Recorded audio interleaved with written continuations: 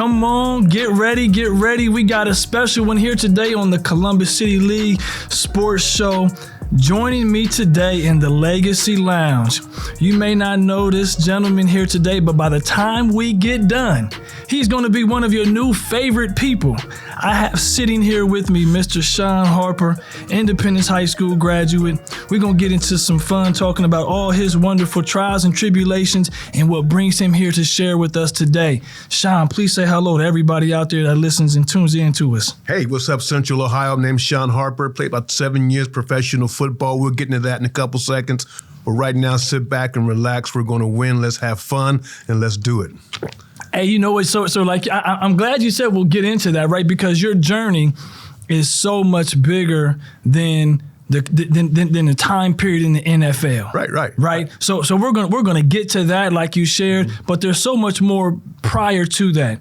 Let's start with what even brings you here to us, which is Independence High School. You're Independence High School graduate, and we like to shout out and give love and shower energy with those of us that have kind of walked our hallways, that our kids are walking, that our families have walked, our parents have walked, somebody who kind of gets it. So you were at Independence when, man. We're gonna date you a little bit, man. Put your years out there a little bit, man. Give some perspective. Actually, I started off at Marion Franklin High School. Okay, South Side. Right, South Side of Columbus. And the second week of my sophomore year, there was a transition. And from that transition, I went to Independence High School. Yeah. The people that I've grown up with, known for years. And so I just kind of slid right in there. Probably the first person I met was this very intimidating man. The catalyst in changing my life, and then Marvin Bohannon. Oh, yes, indeed. Hold on. Pause for a moment. Okay. We give Coach Bo love. Yeah. One of our favorite people. Okay. His name has come up on the show before. Coach Bohannon is as bad as they get. Yeah. I love the brother, and I'm sorry to interrupt you, but go ahead. Yes, indeed, man. So he's a great name to be a first person that you can meet as a kid. First person. I walked in the office. I looked to the left. He has on these like football football shorts. Old school. Yeah. And he looked at me. He's like, "You're going to play football, young man?" Yeah. I'm like, "What? Yes, football? indeed. What are you talking about?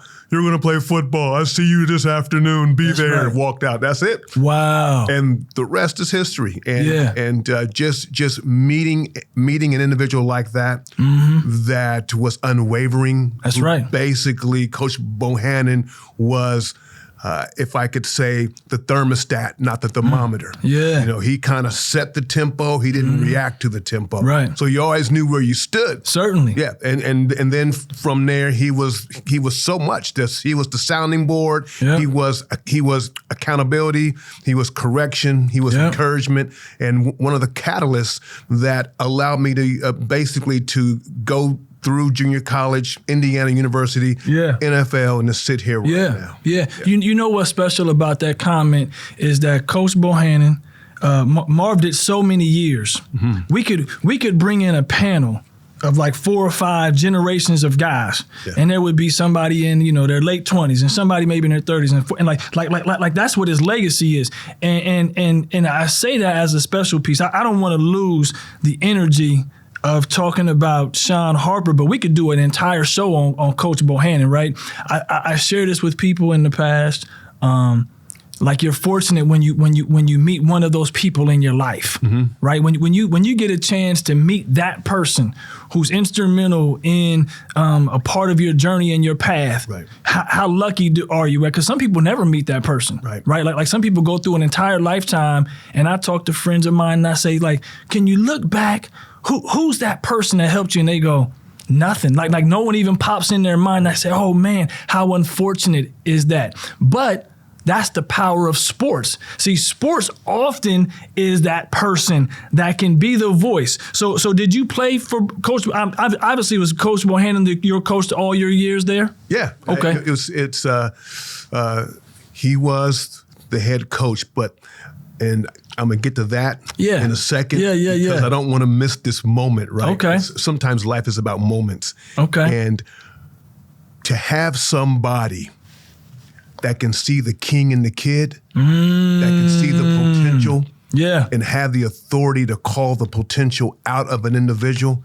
I see so many people walking around with this, what I call the P word, and that's potential. Okay. And it usually takes another individual to recognize it and to encourage it, to push it, to antagonize it, to pull it out of them. Right. And Coach was able to see that. And he's seen that in so many people. And I'm using that as an actual springboard because coaches have that. I was just having this. Coaches, tune in, turn your radio up, coaches. Get a little bit closer. Tune in and listen to this one. There was another coach in my life. His name was Coach Bill Mallory at Indiana University. Okay. And his job, he actually spoke to me one day. He said, my job is not to win. My job is to coach people.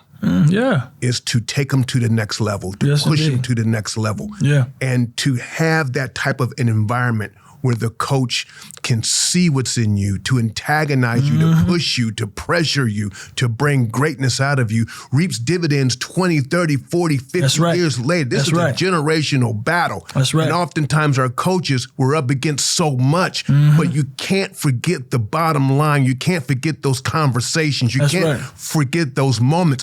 Coach Bohannon kicked me off the team one time. And yeah, come on. He said, Shawn Harper, get off my field. Right. That's the second week at Independence because I was loafing in practice. Yeah. And he's like, you're a cancer, get off my field. Right. And I went to the locker room and I threw down my helmet.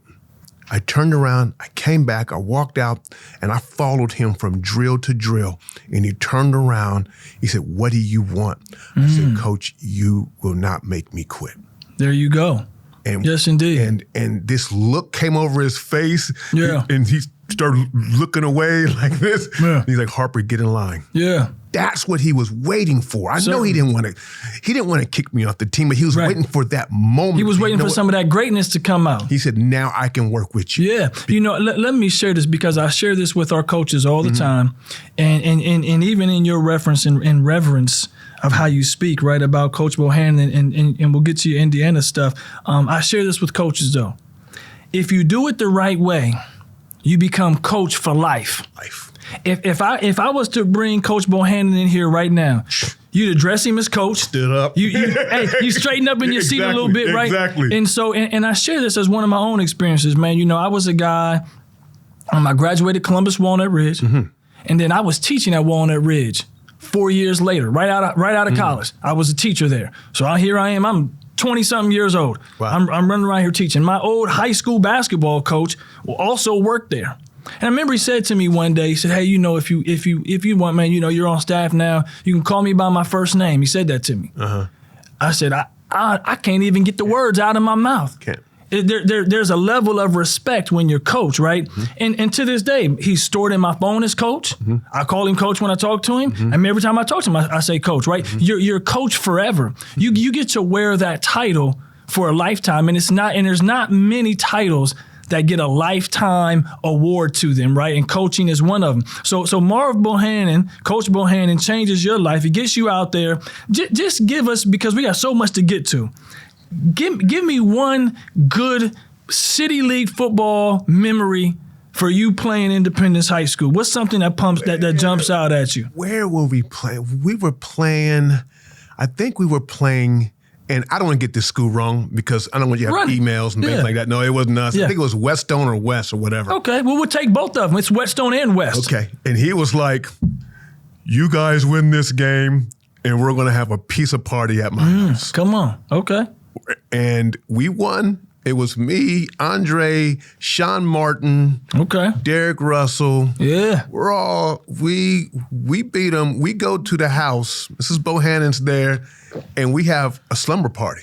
Wow, okay. We're 20 deep in the house. We're all eating pizza and just sleeping all night. Yeah. He was that open and that transparent. Yeah. That was an absolute amazing moment because he allowed us into his space. Yes, indeed. And he sat up. Humbled enough to say, come on, man, let me give you a spot into my world. Sat up, talked with us almost like 3, 4 o'clock in the morning, just hung out. That was huge. Him and his brother, Tony. Wow. You know, you don't get a lot of coaches who are secure enough to be vulnerable Right. to the youth that they have to lead, or even in college, the collegiate, the pro, the whatever, to those that they lead. You don't have a lot of people that are in that space and they're comfortable.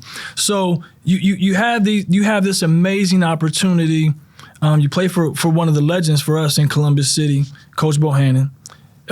You get a chance to peek behind the curtains of his life. Right.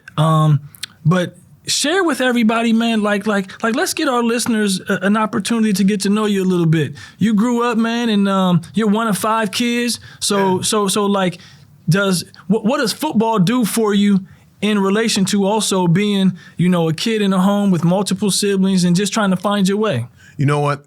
Great question. And I'm going to answer this, somehow turn this into an actual moment of recognition and challenge. Okay. For mothers. Okay, come on. I'm in the second. Moms listen to the show too. I'm in the 2nd grade. My mom turns to me and she's like, "You're going to play football." I'm like, "No, I'm not." Okay. And she kept saying it. "You're going to play football." Yeah. I'm like, why do I play football, Mom? You need a male role model. Okay. I'm like, I don't want to play football. Right. And so she drove me over to Dashler Field. Yeah. And she dropped me off. Okay. And me and my friend would walk from where Moeller Elementary is to Dashler School every day for football practice. Yep. But the reason was not because I loved football. She wanted me to be around men. Yeah. She wanted me to be around a environment to where men can basically mold me, coach me, challenge me. Certainly. And it remained that way until the day I graduated. Wow. So kudos to Mom, right, for having the insight and understanding to say this particular opportunity through sport can be a fabric of your life that can help transcend the journey that you're going to be on, right? And I share that way because oftentimes on this show, I share with our parents who are listening, and kids also, choose a sport. It don't have to be football. Get involved in something. Allow yourself to be a part of that team. Allow yourself to have another guiding adult who's going to care about you and give you some insight in a different fashion. Allow yourself to participate. You get so much more from participating than what you give. Where else are they going to learn the soft skills? Come on. That turn into the hard skills later in life. That's right. It's not so much about your diploma. That's right. Degree, credentials. Okay? It's about character. That's right. It's about your core. That's right. Yeah. Where is the kid going to learn grit in 2024? Yeah. Where is the kid going to learn teamwork, competition? That's right. How to win with humility. Yes, indeed. How to lose but not be a loser. That's right. Where are they going to learn how they exist in an ecosystem of other individuals versus having a myopic, self-centered lifestyle, self-centered mindset where it's not all about them? Right. Okay. These are the types of skills that if you get leadership, I don't need to go no more. Come on. Discipline. Right. Come on. You know what? And I'm going to pause you to something, the very first thing you said, which is something we're starting to realize throughout sport, man. And I've actually written a journal article on it because I'm starting to see it myself. And that's the resiliency, the grit. So I share this to all parents and families out there. This might be the 2nd or 3rd time I've shared it this season on the show, but I'm sharing it again, right? Because you brought in grit. You and I grew up at a time period where you finished what you started. Right. You start out the season, you're gonna finish the season. Right. And I'm not advocating for any family out there to keep your kid in a detrimental situation. Right. If it's not right, I get that. But not playing as much, not starting, not having the ball thrown to you in football 5 times, or not getting to shoot the ball as many times as you want in basketball. Those are not reasons to quit. Right. Right. So our kids are not as resilient because we've carved out, multiple off ramps. Right. For this generation. Anytime you don't like it, just drive off. You can quit. You can walk away. So that grit That's a new piece of coaching the resiliency, where not only now you have to also help the kids see, hey, look, this is why you continue to push and be involved. Because kids nowadays will quit in a heartbeat. They'll go home and say to mom or dad, hey, mom or dad, can I quit? And mom says, sure, you can quit. Mom and dad.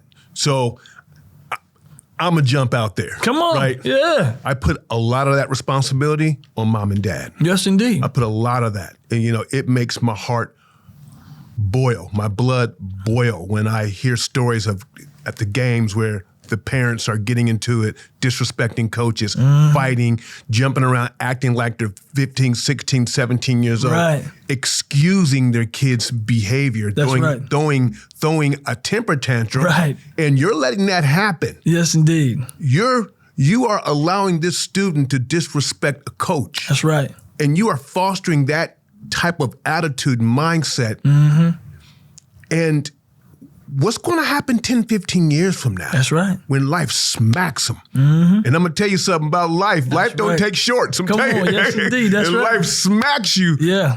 And there's nothing there. That's right. When life pushes you and you're just basically invisible because you didn't learn it. That's right. And it wasn't ingrained in you, and mom and dad didn't see past the moment and say, you know what? This is going to help you 10, 15 years from now. Yeah. So I'm glad you shared that. So staying along that theme and helping someone 10, 15 years down the road, we're going to jump to your senior year, Independence High School. You play football, Independence High School, and then somehow you end up with a connection, an opportunity, Northern Iowa Junior college football. Yeah. Give everybody a peek behind how does that occur? Are you just walking down the street one day and the Northern Iowa coach is driving down the street and how does that occur? Coach Ramsey is calling. He's calling all the schools.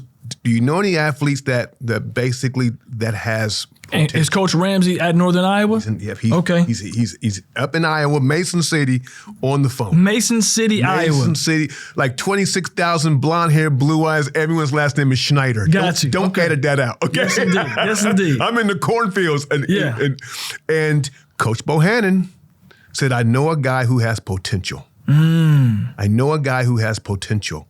And I got a phone call on the last day of school. I didn't know I was going to do the rest of my life. No offer. So this May, June, something like that. Because I had like a 1.6. Okay. Horrible GPA. Okay. And I get a phone call around 4 in the evening. Coach Ramsey calls, "Hey, this is North Iowa Area Community College in Mason City, Iowa." He got your phone number from Coach Bohannon. Okay. Said, okay. Call him. Okay. Call him. And he gave me a call, and I said, "You know what? Okay." I didn't want to go. But something deep within me was like, this is a part of your destiny. Because I'm cool in the South Side, Yeah. Get out of here. Yeah. And me and my roommate also went, he went to a school called Worley. I know we know Worley on this show. Come on. Okay, well, come on, Mr. Harper. We know Worley on this show. Shout out to our Worley folks over there, South Side Worley people. Yes, Shawn indeed. Shepard. Yeah. Me and Shep, we went to Mason City, Iowa. And Shawn graduated out of Worley? Yep. Yeah, so now, and I got some friends at Worley that graduated from Worley, basketball guys, and, we can think about the Eli's and we can think about, and Worley gets his own love, man. But so you get this phone call. Right. Northern Iowa. Mm-hmm. Did you even have any idea where Northern Iowa was even at? Yeah. I'm sitting here, and I don't even know where Northern Iowa is 30 miles from the Minnesota border. 30, in the middle, it's in the middle, under 30,000 people. And this coach is willing to say, off his word. Yeah, come on, you see where I was going. Off his word. You answered the question before I asked it. Off his word. He was saying to you, Shawn Harper, I want you to come and join me in Northern Iowa off of the word of Coach Bohannon. Off his word. See, that's how coaches work. Well, you know what? Let me share this. Go ahead. Not every individual has that level of equity in the game. Wow. They don't. You can't. Not every coach can say that I can pick up a telephone and can get a kid an opportunity based off of my word. Off his word. Not every coach can say that. And that number probably was it was probably little then, and it's probably smaller now, right? I don't know a lot of coaches that can pick up a telephone and call across this country someplace and say, "Hey, I got a kid. you need to take a chance on off of the validity of my word. You actually, because you knew where I was going with the question, right? So Northern Iowa calls you, Coach Bohannon plants this seed, and Northern Iowa says, hey, look, come on over here. Bohannon said you got the P word, as you talked about, potential. So then what happens next? No tape, no review, no nothing. Coach Bohannon said you good. Get in the car. So then what happens? Get in the car, load up my mom's boyfriend's station wagon. Oh, wow. Get in the car. We drive 13 hours to I was going to say, how long is this drive, Mason City, Iowa, in the middle of please, audience, you got to Google. It's still between two cornfields. Yeah. And she drops me off. I mean, it's first time away from home. Right. She drops me off and she says, baby, you got to do this. No doubt. And Big just up like to right moms. now, Wow. I see her leaving. She crying. I'm crying. Yeah. And I turn and I go back into my little cubbyhole dorm room. Right. And you know, so crazy. The first year I sat on the bench, not one season. I mean, not one play. But going into that, and then I called Mom. I said, Mom, I quit. She's like, you can't. That's right. You can't come home. Yeah. And, you know, moms, you hear me? Yeah. Parents, you hear me? Right. She said, you can't come home. Wow. So the first time you get dropped off to go to school is your first time ever seeing Northern Iowa. Being away from home. Man, big ups to you, man. There are not a lot of young people, right. and not then, not now, not in between, who have the strength for that decision in life. Wow. There's just not. I mean, you know, even like I remember when I went off to school, and I did school in Pittsburgh, and I remember when I went for my visit, and now she was my girlfriend then, she's my wife now. Awesome. We drove to Pittsburgh together, and here we two kids, we have no idea what we're doing in the city of Pittsburgh. We figuring it out, you know what I mean? And I go, we do the visit, and I remember though when my father dropped me off, right? And so I was seeing it for the second time, and I don't know that my first time could have been the time I got dropped off. I say that sitting here openly. I mean, I don't know that, and that's 3 hours away. You know, I don't know that the first time I went to visit could have been the day that everybody was transitioning. So it was comfortable for me because I had coaches and people that I had met. Right. You know, there was some guys there in the summer who were on the team that I knew. So on that day one, I could go find at least 5 familiar faces. But you getting dropped off, and at least you got a buddy that you know. But so did your buddy ride with you? Did your mom? So he's separately. So you get dropped off. You just like trying to find out what to do next. Yep, there's about a week difference. Wow. And I was just sitting there all by myself. Dorm room. Check in. Here's your dorm room, and then let's go figure it out. I was in room 130. Come on, man. First floor. Okay, so let's get into the football of it. Sure. Which that part is amazing. We could probably spend 20 more minutes on that just by itself. But so let's get into the football. You don't play your first year. Second year, then what triggers? What happens? Okay. Tell me how we end up with you on the field and becoming this stud that sits here today. I went back. It was about May 7th, going into the second year. Okay. I got on a Greyhound bus and I went back to college. I went back to Mason City. You was in Columbus. I went back. Going back, okay. I said, I'm going to graduate early. I wrote down some things. I'm going to graduate early, and I'm going to get a full scholarship to a Division I school. Wow, okay. Set some goals for yourself. Can't do it in Columbus. Right. Got on the Greyhound, went to that same dorm room. This generation don't even know about Greyhounds. Man, I rode the Greyhound so many times back and forth to Pittsburgh. I could tell the person when he was driving the bus, I'm like, hey, driver, you know you got to stop coming up. You need to slow down. You know what I mean? Like, that's how much I rode that Greyhound. Yeah. Went back to junior college, and the athletic director, I was going to stay in town with some guys. The athletic director jumped in and said, no. He said, no. Stay there. Right. Stay in the dorm room. We'll take care of it. And I stay in the dorm room, but I trained twice a day. Okay. I did 1,000 skips right foot, 1,000 skips left foot on the jump rope because I was and still is extremely flat-footed. And let me share this real quick when you say that, because see, this generation don't get it sometimes. I know. You said 1,000 skips. 1,000 skips on the right foot. But you know what this generation hears when you just said that? What? 50. No. You see what I'm saying? They don't get it. So like when I used to share with guys, I say, look, I would go into the gym and I would go in there and I would make 500 free throws.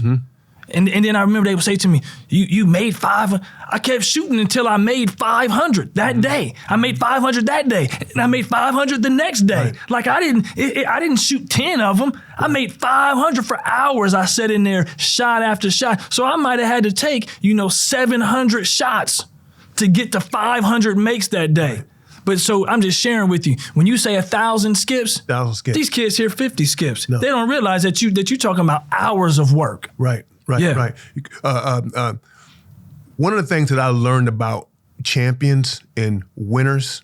Come on, I'm interested in this one. I'm grabbing my pen. Hold on a second here. Keep on going. I got to write this down. Champions and winners. Come on, man. Let me get this one on my notes. Winners have an insane inside game. What I mean by that is that their actual barometer is internal. So they can get all the praises and the accolades and all the, you're amazing, great job, but they don't stop there. That's right. They're like, you could do better. That's right. One time we were playing Miami Dolphins. Okay. And there was a star receiver, and he had dropped a pass. And we're all celebrating, man, we just beat the Dolphins. Right. The Colts beat the Dolphins, and he's with his arms folded like he was pissed. Yeah. And everything's over. I'm like, man, what's up? He said, man, I dropped that ball, man. I said, yeah, I know, but man, if you live in the past, you're not in the present. Let's go. Yeah. He's like, nah. Everybody left. When everybody left, he went back in the training room, started training. He started working on his game the next day after practice every single day. He's working on that one route. That's right. He said it will never happen again. Yeah, that's right. Inside game. There's a different energy in those that kind of like that find a way, the path, they make it. And here's the thing, I think that for some people we're born with it, right? But I often share with people similar to what you just said, and I didn't describe it the same way, but I say you can develop it. You can find it and develop it on your own, right? Like if you don't have that motivation internally for you, then you can develop it for yourself. Yes. So you set these goals for yourself. You have a season, and then how does Indiana happen? Let's dive to Indiana University. Okay. Yeah. Two more Columbus guys. Okay. Make their way to Northern Iowa. No, they went to the competitive junior college. Now, these two guys, Pat Jackson and Corey Ray. Okay, where are they from? What schools? They went to Mifflin. Mifflin High School guys. Man, Mifflin gets some love here. Now, they both ran a legit 4.340. So they can move. Pat Jackson, and so they went to Waldorf, and they had this double option that they were just ruthless. And so the world was ablaze, or the junior college world was like Pat Jackson, Corey Ray. Yeah. Okay, these guys are monsters up there. Right. Scouts came. Okay. And to Northern Iowa. To Waldorf. Oh, to Waldorf. So now the scouts are looking, well, what else do we have up in Iowa? Yeah. And so Indiana, Bill Mallory is looking for an offensive lineman. And so the receivers coach is on the recruiting trail. Now, 2 weeks before that, I call Ohio State. Hey, Ohio State, I'm a Columbus kid. I done had a good year. What's up? We don't take junior college athletes. Click. Okay. And I said, the next Big Ten school that calls, I'm going. Right. Boom. Phone call, said, fly me in for a visit. Flew in, on the spot, I committed. There we are. So let's stay here we gotta have a little bit of fun, right? So we gotta have fun too, right? That's fun. So the current state of Indiana University football. Do you follow them a little? Do you follow Indiana University? Yes. I'm going to the game. I'm going. Come on, you got to be all smiles right now, man. It's so like I think I saw somewhere on the news. This is the best start to a season they've ever had. Yeah. Okay. So and for our listeners that don't know, Indiana University 10-0 right now at the time of this show. A couple weeks here, they got Ohio State for a big game. You're Indiana. Well, and that's a fair way to put it, right? Big game. That's a big game on the schedule, right? So you sit here as an Indiana University grad.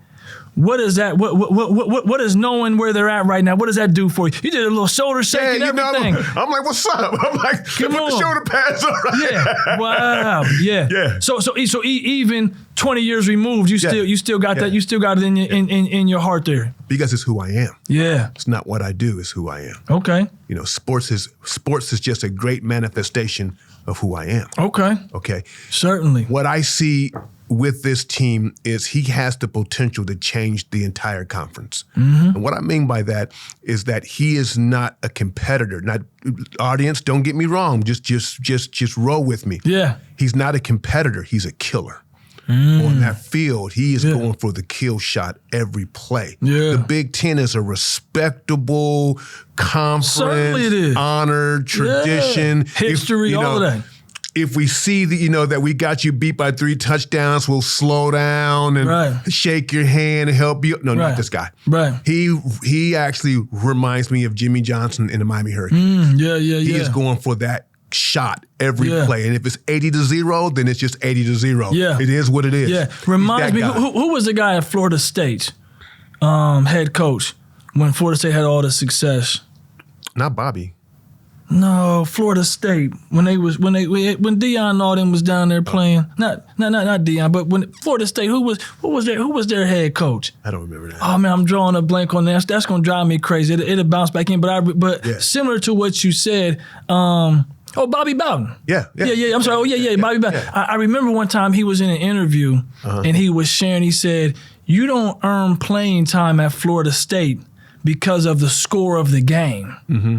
You earn playing time based on what you did that week in practice. Yeah. Right? So he says, so just because we might be winning by a lot doesn't mean then that all of a sudden you get to get into the game because we are up a lot of points. Right. You had to have earned the right to get into the game. And he said, I remember he said, and when you come to play Florida State, you have to understand that we're coming full throttle, right? So and we're not taking any plays off. And so this is big boy, big kid football, right? I remember him. So what you're saying sounds very similar, it's right? a mindset, it's a mentality. It's like I'm a pro. That's right. I step on this field. It's 4 quarters. I'm not taking no plays off because now you develop your motor. Right. But what happens is that when you take some plays off, go half speed, things as such. Right. Number 1, you can get injured. Right. Yeah. And number 2, that turns into a mindset. Yeah. And So let's begin to round this out a little bit. Sure. We got Shawn Harper sitting here, Columbus, Ohio, Southside kid, grows up, starts off Marion Franklin, makes his way through Independence High School. Guardian angel named Coach Bohannon helps guide his life a little bit. Mom throws in the love and the support. And so then off of the word of Coach Bohannon, hey, Coach Bohannon, if you can make any phone calls from me, even at this age of my life right now, make a phone call from me out there, man. So off the word of Coach Bohannon, you make this journey and this path out to Iowa. I mean, most people are never even going to make it to Iowa ever in their life if they don't have some purpose or reason, right? Because, and I'm not knocking Iowa, but it's not like it's a tourist location, right? It's not a tourist stop. Yes, it is. It's not a tourist stop, right? So you go on that journey. Right. Opportunity develops and you end up at Indiana. You got the Hoosier in you for Indiana. And then all of that catapults from a kid from the South Side to you getting drafted by the Indianapolis Colts. The Rams. You started off with the Rams. My apologies. No, it's fine. So share with all the listeners just about being drafted. You know, like we could spend a lot of time on Indiana, but we had some fun with their season and that thing. But you obviously played well enough to somebody say this guy's a pro. Right. Because a lot of people play and don't get that opportunity. Right. So let's talk about kind of like draft day and going into becoming a pro. What are those memories and what does that do for you? Wow. So draft day, I'm sitting in at my apartment with a friend of mine, and the call comes through. In Columbus or in Indiana? In Bloomington, Indiana. Bloomington, okay. Yeah. And it's like, this is the Rams. Are you ready? I said, yeah. 30 seconds later, My name's up, highlight is up. I'm like, man, I said, okay, now let's go celebrate. So me and my friend, we're gonna like splurge. And so we went to Red Lobster. Come on, let's get it. Yes, indeed. Yes, indeed. I said, yeah, I'll order the shrimp. I want the lobster now. Yeah. But that in itself was a transition from being a player to being a pro. Right. Because football at the professional level, now at the collegiate level, is a business in the facade of a sport. Right. And you have to be able to graduate and understand that it's business now. Right. One of my mentors I played with, his name was Jackie Slater. Okay, he played like 20 years at right tackle. All the players would come in with like sweatsuits on, right? Yeah. Jackie would come in with a suit and tie every day. A suit and tie, shine shoes every single day. And one day I asked him, like, Jackie, Judge was his nickname, long story, Judge, why do you always wear a suit? You got another business? He said, no, Brother Harper. He said, this is business. Wow. You have to have a business mindset. Understand that you are coming to this is my office. Right. I'm coming to work. This is business.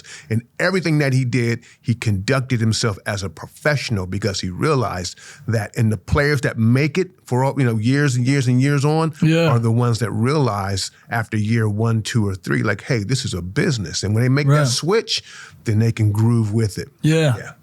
So you get drafted, you watching it, you do a little Red Lobster in Bloomington, Indiana, right? If it's still there, shout out to the Red Lobster in Bloomington. And so then you go to the where are the Rams at the time?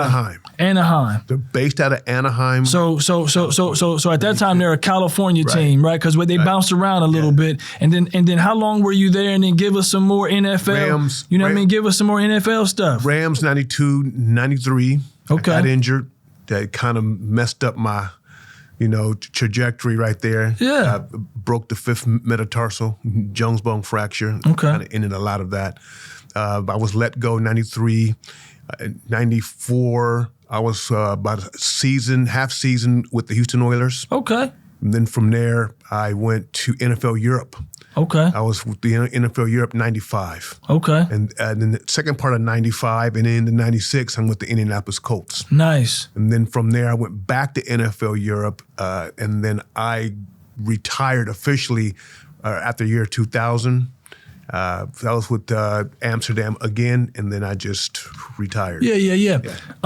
When you look back on it, what's the is there a profound piece that jumps out at you? I mean, because your story is so amazing, man, to hear you, and we only got such a small snippet of it. So in this little bit of time, you shared a lot of things. Not I mean, even that inspired me, right? I'm sitting here next to you and go, wow, like here's a guy that had you had a lot of reasons to say quit. Yeah. A lot of reasons to wave the white flag and go in whatever direction, and you stuck to it. Obviously, you had to be a talented guy, right?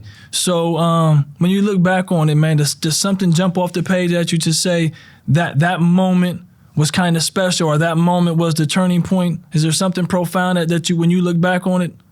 Wow.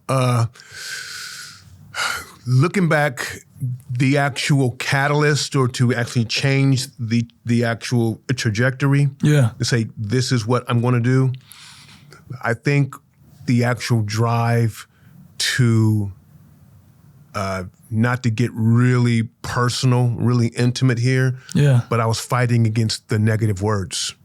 The words were that you'll never amount to anything. Yeah. The words were that you're going to be just like this person or just like that person, or you are a product of your environment. And the words that were spoken, I'm fighting against the words. That's right. I'm fighting against you will never speak well because I stuttered my entire life. Okay. I said, okay, I'm going to become a motivational speaker. Wow. The words were that you are a sub-average football player. That's where you're going to be. Okay, I'm going to become a professional football player. Yeah. So I was fighting against the words. The downside to that is that there had to be a part of you that believed that to be true in the first place. So now you got to go back and you have to release that. You have to forgive. You have to repent. You have to set yourself free and take on another energy, because anger and resentment's a great energy, but it always destroys the container that is held in. And so now I had to take on a different energy, and that's love. Yeah. So I need my fuel, big oak wood of love. Right. I need that to drive me, to put me into more of a servant mindset versus an adversarial or an avenging mindset. Hey, that there's a lot packaged in that piece right there. I share with coaches and people how much words matter. Right.